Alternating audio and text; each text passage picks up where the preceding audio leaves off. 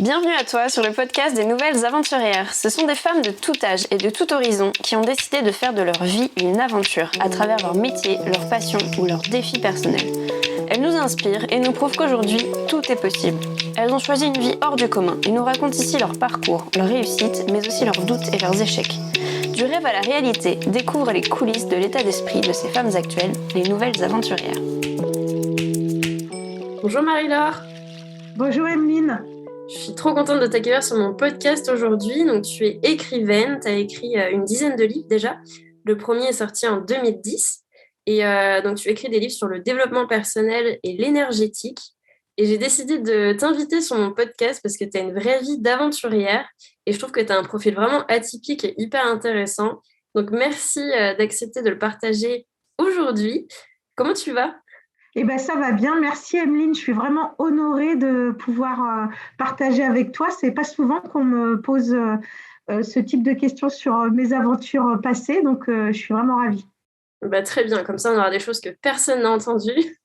C'est sûr. Est-ce que tu veux bien te présenter rapidement avant qu'on rentre dans le détail de ta vie d'aventurière ? Bah oui, alors comme tu l'as dit, je suis autrice de 10 livres. Je suis énergéticienne. C'est-à-dire que j'accompagne les gens à déployer leur énergie pour impacter encore plus le monde. Donc voilà ce que j'ai fait les 20 dernières années. Et juste avant, j'étais responsable marketing dans des sociétés en France et à l'étranger. D'accord, génial. Alors, toi, t'es tombée dans le bain de l'aventure dès ton plus jeune âge, si j'ai bien compris. Tu étais partie à l'aventure avec tes parents en bateau en étant enfant, c'est bien ça ? Oui, c'est ça. En fait, quand j'avais une dizaine d'années, mes parents ont vendu leur maison pour acheter une ferme à la campagne et une coque de bateau en alu. Et en fait, leur rêve, c'était de partir à l'étranger, faire le tour du monde en bateau. Donc, ils ont acheté la coque en alu et ils ont travaillé à construire le bateau. Et on est parti, donc ça, je devais avoir une dizaine d'années, et on est parti de mes 13 à mes 15 ans autour de l'Atlantique. On n'a pas fait vraiment le tour du monde, mais on a fait nombre de pays. On est parti pendant 2 ans. Donc moi, à cette époque-là, j'ai fait l'école par correspondance et j'ai fait ma troisième et ma seconde par correspondance. Et ça s'est bien passé ? Ah bah oui, impeccable. Moi, j'ai vraiment adoré cette expérience. D'abord parce que, donc je te parle de ça, donc du coup tu vas faire un peu le calcul, mais je te parle de ça, c'était en 83, de 83 à 85. Donc ça veut dire que c'est une époque où c'était une vraie aventure, en tout cas vue de maintenant, puisque il n'y avait pas de téléphone portable, il n'y avait pas d'internet, il n'y avait pas de GPS. Ça veut dire qu'on faisait le point au sextant. Ça veut dire quand on partait, qu'on a traversé l'Atlantique, eh bien, on n'avait aucune communication. Donc, c'était une vraie autonomie, si tu veux. Ah oui, d'accord. Ouais, c'est ça. Donc, moi, j'ai traversé l'Atlantique 3 fois, en fait. La première fois, c'était un retour anti-France, parce que mon père avait déjà emmené le bateau. Il avait fait une première traversée pour tester, savoir s'il pouvait le faire. Et puis ensuite, il a testé avec toute la famille. Donc, j'ai fait une première traversée anti-France, je devais avoir 12 ans. Et ensuite, on est parti donc sur le bateau, habiter vraiment sur le bateau, de mes 13 à mes 15 ans. C'est une expérience de dingue. Enfin, il n'y a pas beaucoup d'adolescents qui partent faire ça. Et comment tu l'as vécu, toi, la première, deuxième et troisième fois ? Est-ce que tu y as pris goût ? T'aimais bien vivre sur un bateau ? Ah ouais, moi j'ai beaucoup aimé la première traversée. En fait, ils ont tout fait les parents pour qu'on ait envie de revenir sur le bateau. Hein, donc ils passaient beaucoup de temps, on jouait, et puis c'était une vraie découverte. Les étoiles, le plancton, faire des quarts de nuit, tout ça. Donc il y avait une vraie responsabilisation au fur et à mesure. Et puis la deuxième fois, moi j'étais contente de partir. Même si ça impliquait, c'était un peu compliqué, parce que ça m'a impliqué de laisser mes copines, si tu veux, à cette époque-là, parce que j'étais en troisième. Et puis en fait, on a visité plusieurs pays, donc Espagne, Portugal, Gibraltar. Ensuite, on a fait la Mauritanie, le Sénégal. Et puis après, on a traversé, on a fait le Cap-Vert, le Brésil, où on est resté 6 mois, les Antilles, et puis ensuite les Açores, la France, on est revenu. Et ça nous a pris 2 ans pour faire ça. Et en fait, moi, ce que j'ai adoré, c'est vraiment la découverte de nouvelles cultures. C'était vraiment, tu vois, moi j'ai des souvenirs, par exemple le Cap-Vert, maintenant c'est un endroit très touristique. À l'époque, il n'y avait rien. Et puis ça m'a appris à parler, à comprendre pourquoi il faut parler des langues étrangères. Tu vois, Oui.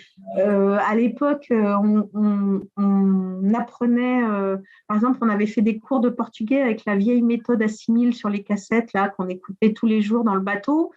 Tu vois, il y avait vraiment des choses sur l'adaptation, prendre conscience des autres cultures, découvrir. Enfin, c'était incroyable. Je pense vraiment que ça a influencé qui je suis maintenant. C'est obligé. Ouais, complètement. C'est vraiment le voyage immersif par excellence. Et Oui, comment tu as vécu ton retour en France? Du coup, tu avais 15 ans, c'est ça? ouais, j'avais 15 ans et ça a été très difficile. Ça a été très difficile parce que je suis retournée à l'école en première et, euh, et en fait, je comprenais pas ce que les gens disaient, quoi.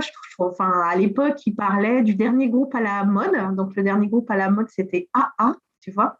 Et puis, ils parlaient de football et moi, je leur répondais reproduction des baleines en Península Valdés, favela de Rio, mine de Minas Gerais. Enfin, c'était compliqué. J'ai réussi quand même à raccrocher. J'ai réussi à raccrocher les wagons. En plus, quand on étudie au CNED, il y a une très grande autonomie d'apprentissage. C'est-à-dire, c'est Un toi qui parcours fais ton d'apprentissage. emploi du temps, Ouais. c'est toi qui travailles longtemps si tu as besoin et pas longtemps si tu n'as pas besoin. Et c'était très difficile pour moi d'arriver à l'heure à l'école. Enfin, je ne voyais pas tellement l'intérêt. On n'était pas à 3 minutes près. C'était très difficile pour moi d'apprendre par cœur parce que je ne voyais pas l'intérêt non plus. Je préférais la réflexion et tout ce genre de choses. Mais bon, j'ai survécu. Bon, bah, tu as quand même réussi à passer ton bac tranquillement. Il s'est passé quoi après? Après le bac, après le bac, mes parents sont repartis à l'étranger. Ils ont été mutés, ils étaient profs, donc ils ont été mutés à Tahiti. Donc j'ai Ah, fait ma sympa. prépa HEC à Tahiti, tu vois, l'endroit idéal pour faire une prépa HEC. Hein, tu as tout le monde qui part au surf et toi, tu es là en train de bosser, enfin n'importe quoi. Et du coup, j'ai fait ensuite une école de commerce à Paris. À Paris. D'accord. Ça t'a Ouais. pris combien de temps, ça? Alors ça dure 4 ans. Et puis après, j'ai trouvé du boulot dans le sud de la France, 3 ans. Mhm. Et ensuite, j'ai démissionné parce que j'avais un boulot tellement parfait que j'y serais encore, je serais toujours au même poste, si tu veux, Alors ça, c'est 30 quand ans même, plus tard. ça mérite le coup de le souligner. Tu étais dans un poste parfait et tu décides de partir. Alors là, il y a beaucoup de gens qui se demanderaient, mais pourquoi? Pourquoi t'es partie? Et, et ben parce que donc je suis restée 3 ans quand même, c'est pas mal. Je suis partie parce que ça manquait d'aventure, hein, parce que moi, j'avais besoin de découvrir des nouvelles choses. Il y avait plein d'endroits dans le monde où je n'étais pas encore allée. Je ne connaissais pas l'Amérique du Sud, enfin, je connaissais que le Brésil. Et j'avais tellement aimé que j'avais envie de découvrir les autres endroits. Je voulais aller au Machu Picchu. Donc voilà, donc j'ai démissionné au bout de 3 ans. J'avais le boulot parfait dans le sens où j'avais un salaire tout à fait correct, j'avais tous les avantages et même plus que ce que tu peux demander. J'avais une retraite de cadre, enfin tout ça, quoi. Mais alors, comment Les tu... tickets resto, machin, et j'ai tout laissé. Parce que tu dis tu laisses tout, mais alors comment tu gères ça au niveau financier, au niveau de ton appartement? Tu t'es reparti à l'aventure comme ça, avec des économies? Comment t'as géré? Ouais, j'avais 6 mois d'avance d'économie, ça suffisait. Ok, donc même pas peur, quoi, c'est ça. Tu mets de côté et puis tu repars à l'aventure. Et tu avais déjà des plans pour la suite ou tu savais vraiment pas du tout? Pas du tout. Je suis arrivée, en fait, j'ai choisi d'aller au Chili parce que je connaissais personne. Et que du coup, c'était, si tu veux, je me suis dit, si je trouve pas de boulot là-bas, au pire, je reviendrai vers l'Argentine, je reviendrai vers le Pérou, et du coup, j'en profiterai pour visiter. Bon, Au pire, ouais. C'est c'est plutôt ça. sympa, quoi. En fait, j'ai trouvé du boulot en 15 jours, donc j'ai pas pu visiter tout de suite. Donc, j'ai utilisé tous mes week-ends pour visiter du nord au sud le Chili, et déjà, on sait comment c'est grand, donc je me suis régalée. Et tu faisais quoi comme Et travail? j'en ai fait plein. J'en ai fait plein. J'ai utilisé mes compétences en marketing. Le dernier boulot que j'ai fait, alors j'ai travaillé comme assistante marketing chez Michelin Chili, puis après j'ai travaillé comme responsable marketing direct chez Euro RSCG Chili. Et puis après, donc, je m'occupais de grands comptes type Peugeot et Alcatel. Et puis après, j'ai trouvé un travail dans une boîte chilienne où je m'occupais du marketing et de la communication de 42 points de vente de restauration rapide. Donc, Ok, tu vois, j'avais un chouette boulot en fait. d'accord. Et Mais j'avais t'es resté combien de temps au Chili? 3 ans, pareil. T'as J'ai fait tout dit ça en 3 ans. 3 ans. Ouais, c'est ça. Et parce qu'en fait, on est venu me débaucher pour me proposer un poste aux Antilles. Alors, comme j'avais déjà bien visité le Chili, je me suis dit, ah, c'est pas mal. À l'époque, ma mère habitait les Antilles, mais c'est pas dans la même île. Et de ce fait, je me suis dit, oh bah, pas mal. Donc, j'ai démissionné. J'en ai profité pour visiter tous les trucs en Amérique du Sud que j'avais pas eu le temps de visiter. Donc, je suis allée aux chutes d'Iguassou, que j'avais vraiment envie de voir, donc au Brésil, Argentine, et puis évidemment au Machu Picchu. Et puis, je suis arrivée dans les Antilles, à l'île de Saint-Martin. Et tu fais tout ça toute seule? Alors, non, en fait, pour partir au Chili, je suis allée avec mon compagnon de l'époque, pardon, qui est resté. Il a trouvé une Chilienne. Et après, du coup, oui, moi, je suis partie toute seule aux Antilles. Je suis arrivée, j'étais toute seule. Mm. Et c'était pour faire quoi aux Antilles alors? Alors, c'était un poste, enfin, ce qui m'a fait démissionner du Chili, c'était un poste de responsable marketing et communication dans une boîte de liquoreux, enfin de liqueurs. Mhm. Et puis, en fait, il s'est avéré que ça ne me plaisait pas, donc j'ai changé. Et je- ça doit paraître très décousu, mais en fait, pas du tout. Non, non, moi ça Euh, me paraît tout à fait normal, hein, en tant que job ah bon, nomade. d'accord, ça va alors. Et donc, après, j'ai eu un poste de responsable grand compte c'était un grossiste qui vendait au supermarché. Et là, je m'occupais des grosses marques type Kraft, Colgate-Palmolive et Tropicana. Ok. Et puis j'ai démissionné avant que la boîte ne fasse faillite, donc j'ai eu du nez. Mhm. Et là, je me suis retrouvée responsable marketing et communication de 3 casinos de jeux aux Antilles. Et c'était mon dernier poste salarié, tu vois. Et bah, qu'est-ce qui s'est passé après? Parce que là, tout ça, c'est l'époque, du coup, comme tu dis, tu étais salariée, mais à quel moment tu es devenue écrivaine ou autrice, comme on dit? Alors, je ne suis pas devenue écrivaine tout de suite. Je suis d'abord passée par la case énergéticienne. Ah oui, Donc, ça c'est arrivé aux Antilles, en fait. J'ai découvert l'énergétique aux Antilles. Je suis allée voir quelqu'un qui faisait ce que j'ai fait pendant 20 ans parce que j'avais une problématique personnelle que je voulais dépasser. mhm. Et en fait, il m'a aidé à dépasser en 6 mois le truc que je traînais depuis 20 ans. Donc, je me suis dit, waouh, mais c'est super, pourquoi ça marche, comment ça marche. Donc, j'ai repris des études. Donc, je suis allée aux États-Unis pendant 4 ans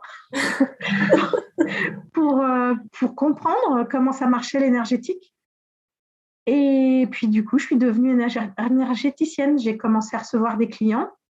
Et quand ma fille est née, donc il y a 15 ans, eh bien, on m'a virée. Tu sais, c'était des casinos de jeux, donc c'était très américain. Et Ah en oui, donc fait, attends, tu bossais encore dans des casinos de jeux aux États-Unis et en non, parallèle, non, aux aux Antilles, Antilles. aux Ouais. Antilles.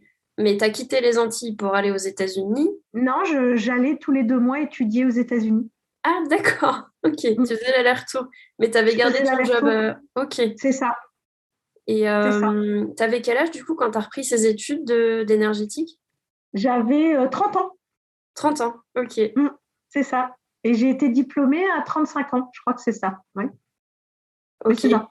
Et Mm. donc, une fois que tu étais diplômée, donc tu t'es fait virer des Antilles. Non, je me suis fait virer de cette boîte de casino parce que j'étais enceinte et quand je suis revenue, bah, il y avait quelqu'un à ma place. D'accord, Et en sympa. fait, je me suis dit que c'était ma plus grande opportunité. J'étais un petit peu énervée quand même, je l'avoue. Mais en fait, je me suis dit que ça devait être ma plus grande opportunité puisque j'allais pouvoir exercer en tant qu'énergéticienne. Donc, j'ai négocié évidemment mon départ, parce que normalement, tu ne vires pas une femme enceinte qui vient d'accoucher comme ça.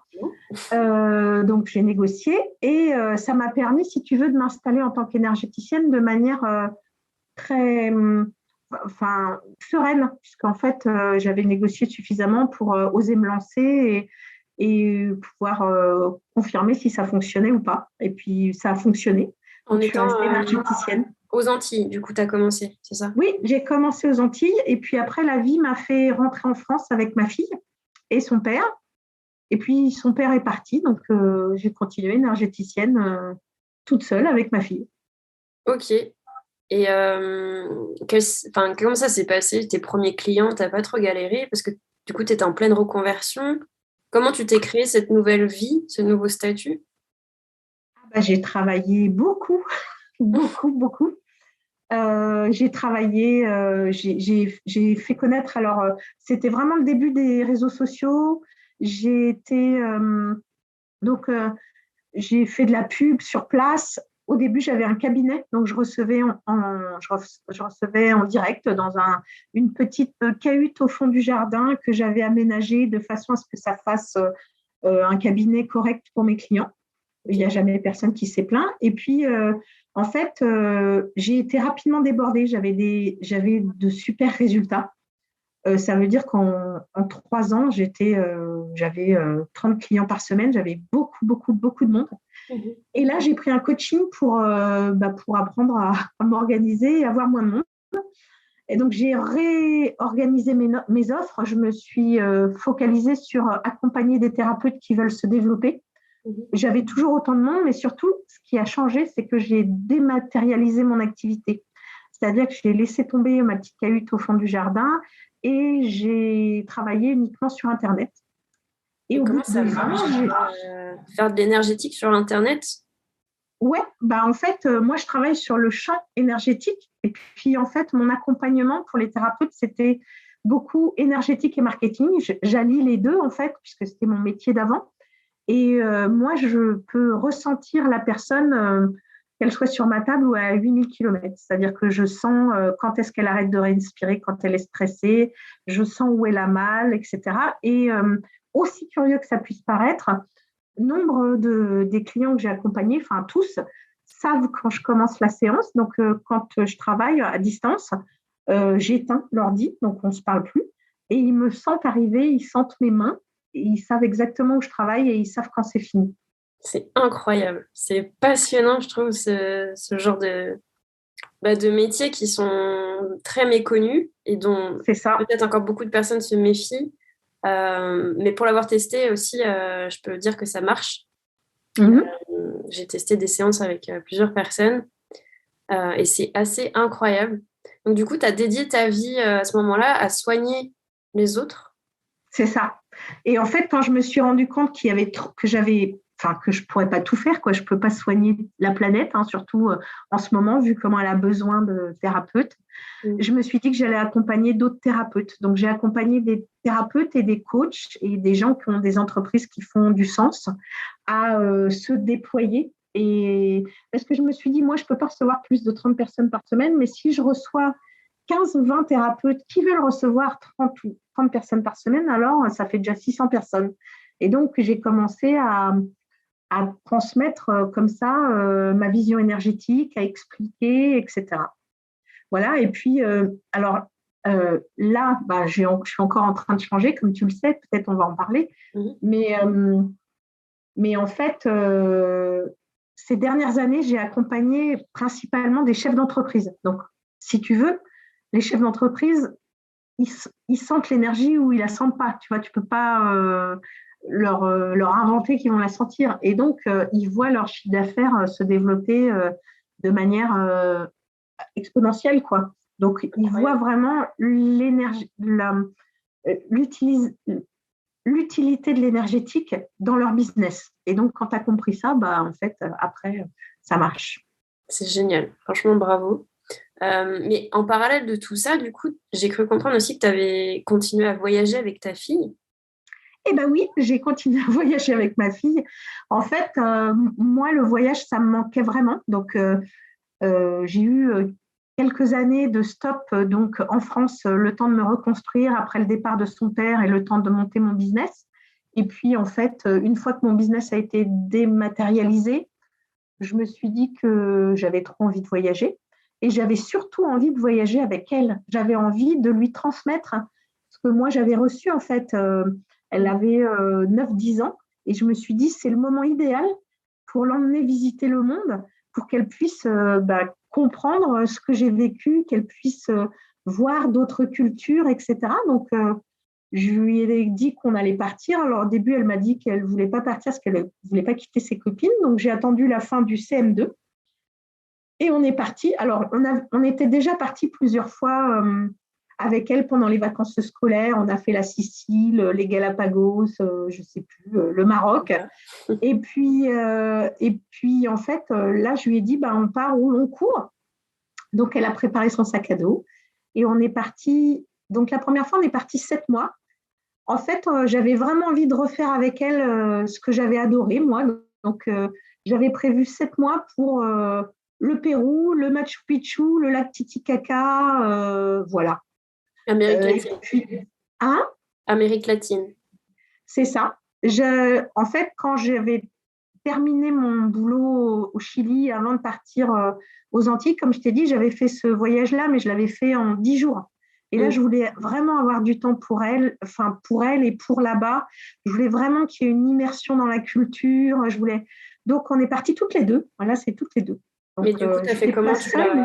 Tu l'as déscolarisée? Vous avez pris une année sabbatique? Comment ça s'est passé? Non, je l'ai mise au CNED, comme sa mère 30 ans plus tôt. Sauf que maintenant, le CNED, c'est par Internet. Donc, c'est quand même drôlement plus pratique. Et en fait, c'était super comme organisation puisque je travaillais 2 jours par semaine avec mes clients. Et elle travaillait 2 jours sur son ordi pour faire sa… Donc, elle a fait sa 6e, sa 5e et sa 4e par correspondance. En fait, en tout, on est parti 3 ans. Ouais. D'accord. Et comment ça s'est passé avec elle? Elle a aussi bien vécu que toi ou c'est quoi ton regard maintenant en tant que mère sur ce genre de voyage? Alors, moi, j'ai trouvé que c'était fantastique. J'avais plusieurs objectifs, en fait, dans ce voyage avec elle. Mon premier, c'était la transmission. C'était qu'elle bénéficie de ce que j'avais, moi, expérimenté plus jeune, sachant que je n'ai compris qu'à 30 ans quasiment toute la richesse de ce que j'avais expérimenté quand j'en avais 15. Et là, on en est là. C'est-à-dire que pour elle, oui, ok, on a fait ça, point. Or que moi, je sais très bien que ça va s'intégrer dans les années qui viennent. Ça, c'était un de mes objectifs. L'autre des objectifs, c'était qu'elle comprenne l'intérêt de parler des langues étrangères. Donc, je voulais qu'elle parle anglais, espagnol quand on revient. Ce qui était vraiment chouette, c'est que la première année, on est parti. Donc, j'avais pris un billet d'avion 7 mois, parce que la famille était quand même un peu inquiète. Donc, il fallait qu'on revienne pour dire qu'on était toujours en vie, quoi, j'ai envie de dire, pour faire coucou. Et en fait, ce qui était juste génial, c'est que elle a adoré, elle a appris plein de choses sur le chemin, elle a appris toute seule l'espagnol, je crois qu'elle a vraiment trouvé sa voie puisqu'elle a appris de l'art péruvien, elle fait du macramé à un niveau incroyable, qu'elle vend déjà, enfin bon bref, donc elle a choisi sa voie en tant qu'artiste. Et ça, en fait, ça s'est révélé durant le voyage, durant la première année de voyage. Et puis la deuxième année, moi, j'avais vraiment envie de repartir. Bon, elle était plutôt d'accord, on va dire. C'était… Et donc, on a fait l'Amérique du Sud, mais de l'autre côté. Donc, on a fait Brésil, Argentine, et on est allé jusqu'à Ushuaia, toutes les deux. Donc ça, c'était vraiment top, parce que Ushuaia, c'était un endroit que je ne connaissais pas. Donc, la première année, on a fait des endroits que je connaissais pour que je me sente à l'aise aussi. Moi, je parlais l'espagnol très bien, il fallait qu'elle comprenne l'espagnol, donc il y avait cette mise en route. Et la deuxième année, on a fait des endroits que je ne connaissais pas, et là, c'était vraiment la découverte pour toutes les deux, donc c'était magique. Et au niveau du logement, du déplacement, vous faisiez comment? Alors, en fait, il y a aussi le côté écolo et slow travel, c'est-à-dire que pour moi, c'était normal de prendre un billet d'avion long, c'est-à-dire que 6 mois, ça me paraissait… je ne peux pas partir pour 15 jours, faire une traversée de l'Atlantique pour 15 jours, je ne peux pas. Enfin, pour moi, c'est écologiquement parlant, tu vois, ce n'est pas responsable et je sais que toi, tu es pareil. Exactement. Donc, voilà. Et puis, on a voyagé principalement en bus, transports locaux. On a passé la frontière bolivienne en tuk-tuk. On était morts de rire. Elle a fait des vidéos, d'ailleurs. Elle a fait une chaîne YouTube qui s'appelle Les Fous d'aujourd'hui, les sages de demain, la chaîne pour les gens qui ne pensent pas comme tout le monde. C'est une Génial. chaîne. Ouais, bon, elle le fait plus maintenant parce qu'elle a 15 ans. Donc, si tu veux, elle n'est plus dans ce mood-là. Mais elle a partagé nos voyages. Donc, tu vois, on a tout fait en, en transports locaux. Et puis, les logements, c'était principalement pension, là. Enfin, tu vois, ouais, pension ou petit hôtel, voilà, choses comme ça. Et toi, le fait du coup de travailler que 2 jours par semaine, ça suffisait à couvrir tous vos frais? Largement, mais alors très, très largement. Je pense que ça, c'était ma peur de la première année, tu vois, de manquer.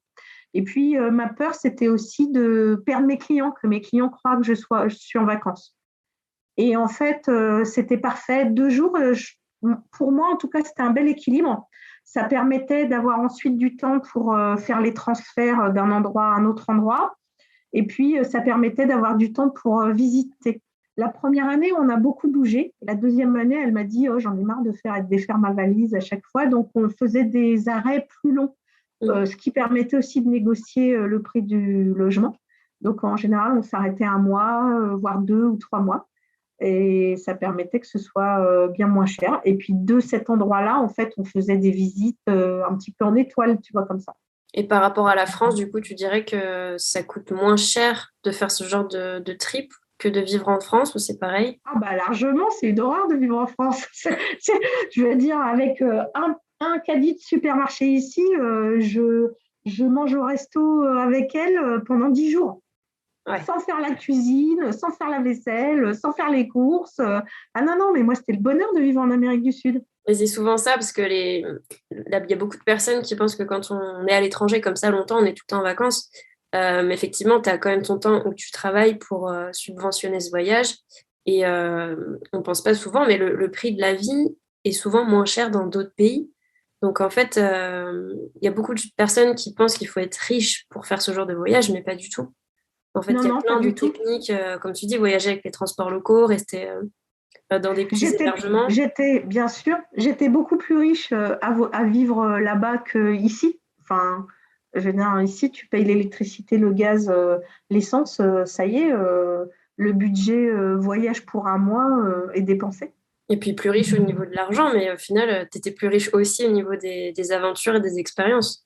Ah bah évidemment, et puis ça a enrichi ma fille d'une manière incroyable parce que bah, du coup, elle parle anglais maintenant. Donc la troisième année, on est revenu. La troisième année, on a fait, elle voulait des copains. Donc j'ai trouvé un endroit dans le sud de l'Espagne avec un hub de World Schooler. C'est-à-dire, World Schooler, c'est les gens qui, qui voyagent avec leurs enfants pour leur faire découvrir le monde. Et j'ai découvert, j'étais pas la seule, évidemment, ça je le savais, mais j'ai découvert qu'il y a des endroits où des gens comme moi se rejoignent. Et donc, on est arrivé là et Ah il y ben, avait plein de copains pour elle de toutes les tu, nationalités. C'était fantastique. Et on est resté 6 mois. tu me passeras le lien, je le mettrai dans la description de l'épisode pour les gens que Ouais, ça si tu veux. intéresse. Tous les Ouais, gens qui ont des ouais, enfants et qui savent pas comment faire pour voyager et qui voudraient c'est faire ça. comme toi, je mettrai tous les liens de toute façon, même pour te suivre sur les réseaux en description. Ça Et, marche. euh, et donc, c'est quand que tu es devenue écrivaine, Marie-Laure? Alors, je suis redevenue écrivaine pendant. Alors, attends, ça fait 12 ans que je suis écrivaine. Euh, C'était au début de mon activité d'énergéticienne. En fait, ce qui s'est passé, c'est que j'expliquais toujours la même chose à mes clients. Non, c'est même pas ça. Au début, on m'a sollicité pour faire des stages parce que j'avais une façon de vivre l'abondance, on va dire, ou d'attirer l'abondance qui interpellait. Et en fait, on m'a demandé comment je faisais. Donc, j'ai expliqué que c'était un travail énergétique, une vision de la vie, etc. Et j'ai commencé à faire des stages. Et en fait, j'ai fait un rapport de stage, enfin, pardon, un support de stage. Et puis, un jour, je me suis dit que j'allais envoyer ce support de stage à un éditeur pour rigoler. Et en fait, je lui ai envoyé deux supports de stage et il a pris les deux. Et Super. donc, il m'a dit qu'il fallait les changer pour les mettre en format livre, et c'est ce que j'ai fait. Et puis, donc, c'était tout au début de mon activité d'énergéticienne, et en complément, quoi. Donc, c'est vrai que j'ai eu une vie où je m'occupais de ma fille qui était jeune, seule. Je lançais mon activité d'énergéticienne et j'écrivais la nuit. Donc, Et quand tu tu penses, dormais je sais quand? même pas. Eh ben, je sais pas, en fait. Non, je dormais en général, je dormais 5 heures par nuit, 2, 3, enfin, tu vois, avant de l'emmener à l'école, de 2 heures à 7 heures, quoi. Oh là là. Ouais, Voilà. t'as un bel exemple pour les mères célibataires qui aimeraient aussi voyager et faire plein de trucs. Bah, je pense que c'est, pour moi, si tu veux, souvent, on dit, ah ben non, mais je peux pas voyager parce que les enfants vont à l'école et tout. Moi, j'ai choisi que je voulais voyager parce que j'avais une fille et que je voulais lui montrer le monde. Et Dieu merci, je l'ai fait à ce moment-là, puisqu'en fait, le premier confinement, on l'a vécu en Andalousie, tu vois, et puis après, on est rentré pour différentes raisons. Mhm. Mais je me dis, mais heureusement que je l'ai fait à ce moment-là, parce que là, maintenant, c'est plus possible. Ouais, en fait, il faut pas repousser à plus tard toujours, parce que C'est souvent plus tard ça, c'est trop tard et on sait jamais de quoi demain est fait. Donc, si on peut faire quelque exactement. chose maintenant, faut y aller, même si ça fait peur. C'est ça, À un moment donné, bah voilà, comme on dit, tu brûles ton bateau, donc tu achètes tes billets et puis après c'est un compte à rebours et puis tu fais tout ce qu'il faut et puis c'est parti pour l'aventure et puis après tu regrettes pas, hein, de toute façon. Ouais. C'est ça la c'est vie. ça, c'est ça. Et, Et ma euh, dernière, ouais, et depuis donc ce premier essai que tu as fait, tu as quand même écrit 10 livres en tout. oui, j'ai écrit 10 livres parce que bah, ça m'a permis pendant toutes ces années de partager mes compréhensions énergétiques, de partager comment j'accompagnais mes clients. Et puis le dernier, en fait, le dernier, il est encore une fois en train de changer, de bouleverser complètement ma vie. Et j'avoue qu'avec l'âge, je me pose plus de questions, mais j'ai envie de. C'est mon aventure, c'est ma dernière aventure, en fait, puisque le dernier, c'est l'histoire d'une rencontre, c'est une histoire vraie, d'une rencontre avec un homme qui a bouleversé ma vie. C'est pas mon amoureux ni rien, mais il m'a vraiment fait voir la vie autrement. Il m'a fait sortir des jugements, etc. Mhm. Et en fait, je l'ai écrit sous forme d'un roman. Parce que j'avais envie qu'il puisse toucher plus de monde, parce que j'avais envie qu'il puisse toucher des gens qui ne sont pas branchés développement personnel et énergétique. Et ça marche pas mal, j'avoue. Enfin, je sais que les gens qui le lisent sont bouleversés et se posent plein de questions, et c'est ce que je voulais. Oui, alors pour la petite info, d'ailleurs, je l'ai lu ton livre hein, pour ceux qui nous Ah, écoutent. alors Je raconte. te l'avais commandé. Donc le livre s'appelle Sur le chemin du cœur. Et c'est vrai il est très prenant, on passe par plein d'émotions différentes. Et il y a vraiment une évolution entre le début et la fin, où on apprend à découvrir le personnage. C'est une histoire qui est hyper forte sur des sujets sensibles. Hmm. Mais ça vaut le coup. Je ne veux pas spoiler, j'en dirai pas plus. Sur le chemin du cœur, si jamais vous voulez le lire, il est bouleversant. Il dérange par moments. Mais à la fin, voilà, c'est une très très belle histoire. Et de savoir que ça a été écrit en plus par toi, une amie, et que c'est une histoire vraie que, voilà, que tu veux partager, c'est encore plus fort. Donc voilà, je fais le petit partage du jour. Merci, Emeline. Oui, je sais que c'est bouleversant, mais je sais que ça fait avancer sur le chemin de la résilience, on va dire. Et en fait, j'ai envie d'écrire que des romans maintenant. J'ai plus envie d'écrire des livres didactiques comme je le faisais. Mhm. Et j'ai décidé de me consacrer à ça, même si ça paraît fou, parce que tout le monde va te dire ah, mais c'est difficile de vivre de ton écriture. Bah, il y en a qui y arrivent, donc pourquoi pas moi? Exactement.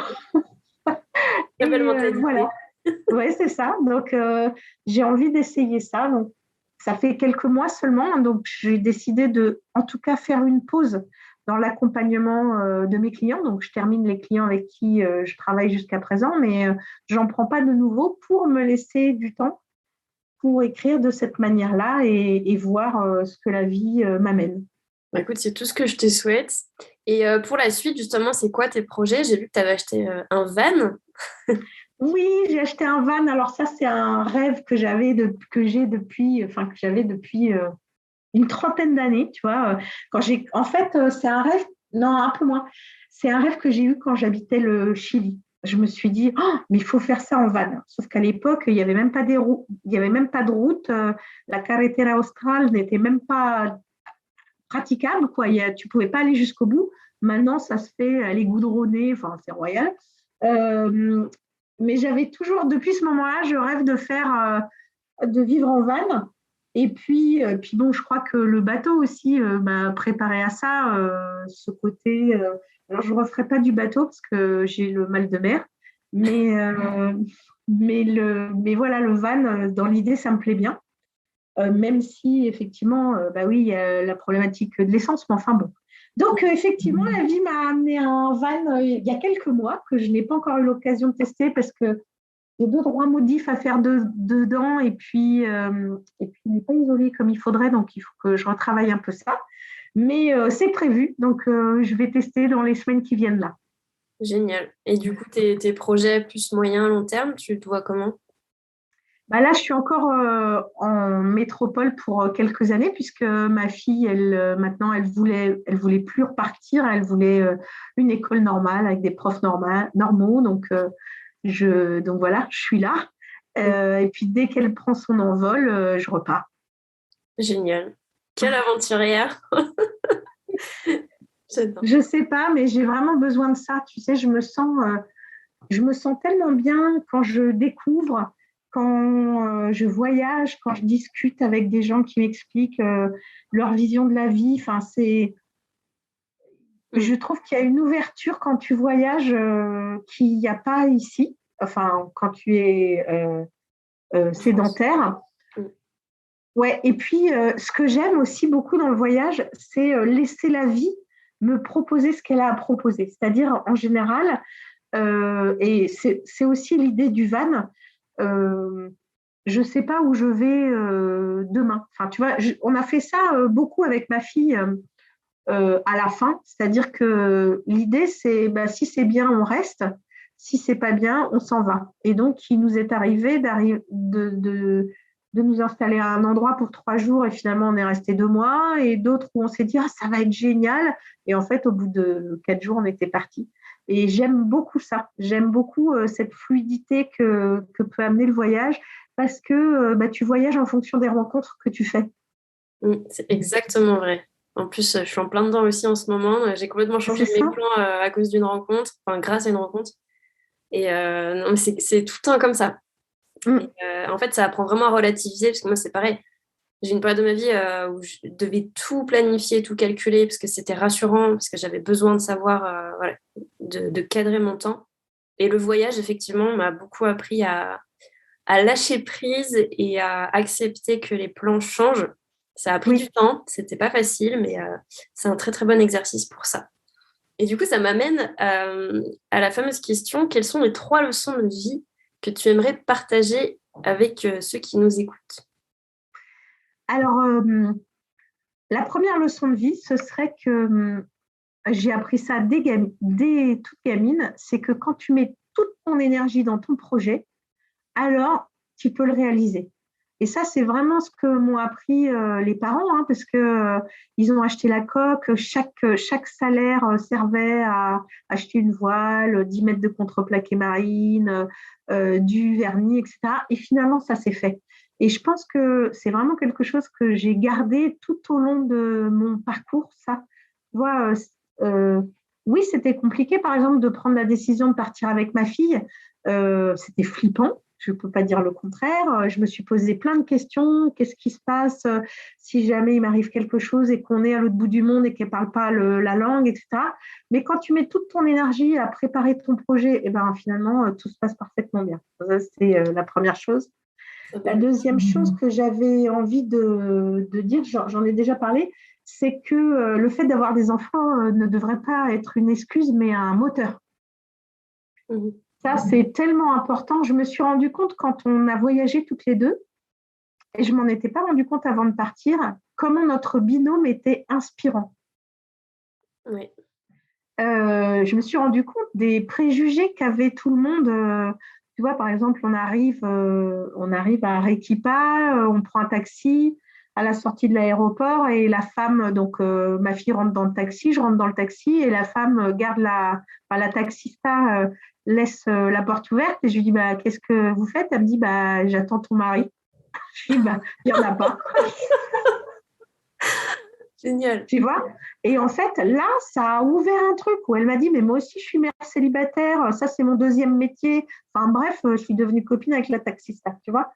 Et en fait, je me suis rendu compte, tous les voyageurs qu'on a rencontrés alors, lui ont tous dit qu'elle avait de la chance, donc elle ne voyait pas quelle chance elle avait, elle la verra plus tard, mais je me suis rendu compte comment c'était inspirant. Et c'est vraiment un moteur, tu vois? Et enfin, j'avais envie de dire, la troisième chose, c'est oser traverser ses peurs parce que c'est ce qui permet de rebondir. Et je l'ai évoqué, tu vois, quand j'ai perdu mon travail dans le casino et que je me suis retrouvée, voilà, je me souviens très bien, assise par terre au sortir de mon bureau en me disant qu'est-ce que je vais faire maintenant? Et en fait, je me suis dit, c'est la chance de ma vie. En fait, on m'offre la chance de ma vie. Mais forcément, je ne l'ai pas vu tout de suite comme ça. Il m'a fallu 1 ou 2 heures de rage et de tout ça. Bon, c'est quand même Et rapide, 1 ou 2 heures. ouais, bah oui, mais oui, si, c'était à peu près ça. Mais j'étais. Et je pense que ça, c'est une vraie leçon. Tu vois, qu'est-ce que j'en fais de ce qui m'arrive plutôt que de me lamenter? J'aurais pu faire ah, c'est nul. Je suis allée dire à la personne qui avait pris ma place dans mon bureau, une femme en plus. Je suis allée lui dire tout le bien que je pensais de ce qu'elle avait fait. Donc voilà. Mais après, je me suis dit, bah, finalement, peut-être que je peux le voir différemment. Et si je le vois différemment, c'est de la chance de ma vie. Magnifique. Voilà, Complètement raison. De toute façon, ça change pas. Une fois ce qui est fait est fait. Après, c'est à toi de voir comment tu réagis derrière et ce que tu en fais. Tu peux passer ta vie à te dire que tu n'as pas eu de chance et ça changera c'est pas ça. ce qui est arrivé. Alors que si tu mets ton énergie dans un nouveau projet, et bah, tu rebondis et puis tu passes à autre chose. Et puis, il y a plein d'autres trucs à faire dans la vie. Et voilà, Exactement. si tu t'es fait virer d'un endroit, c'est que tu n'avais plus à être ici et que tu avais d'autres choses à faire. Exactement. Donc, Après, je me voilà. suis dit, qu'est-ce que j'ai envie de faire maintenant? Bah, ok, énergéticienne, bah, allez, on y va. Après, ça peut être challengeant parce que c'est à ce moment-là que tu as eu ta fille en plus. Ah, bah oui, ma fille, elle avait bah, 1 mois. Ouais, donc là, il y a beaucoup de gens qui paniqueraient et se diraient, mais comment je fais, quoi? Donc, toi, tu as quand même réussi à rebondir. C'est quand même très incroyable, je trouve. Bah, ouais, bah, j'avais pas le choix. Bah, je suis allée négocier, hein, je suis allée négocier. Tu as raison. Mm. Une forte, indépendante, voyageuse, une aventurière, tout ce qu'on aime. Bravo. Écoute, j'espère, j'en sais rien. Et quel a été le... Allez, si tu devais choisir un meilleur souvenir de toutes ces expériences, tu garderais lequel? C'est dur, hein. J'en ai tellement. Je dirais, bah, ce qui me vient là, mais j'en ai plein d'autres, quoi. C'est vraiment. Ok, ce qui me vient, c'est. Alors, on est au geyser au-dessus, entre la Bolivie et le Chili. Donc, il fait très froid, on est à 4 000 mètres d'altitude. Mhm. Il fait très froid la nuit. Et quand le soleil se lève, en fait, il y a des geysers d'eau qui s'élèvent au moment où le soleil touche la terre. Ça fait des fumées, ça fait des jets d'eau incroyables qui font plusieurs dizaines de mètres de haut.